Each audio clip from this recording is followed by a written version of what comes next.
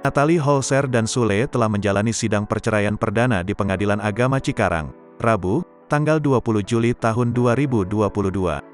Setelah menjalani mediasi, Natalie dan Sule sama-sama sudah mantap mengakhiri rumah tangga yang belum genap berusia 2 tahun itu.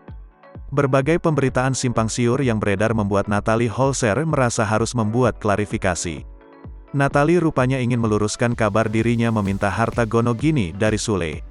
Pasca sidang perceraian, Natalie Holzer ternyata ingin meluruskan kabar tersebut. Ia menjelaskan bahwa dirinya masih sanggup untuk menghidupi dirinya dan putranya, Atzam Adriansyah Sutisna.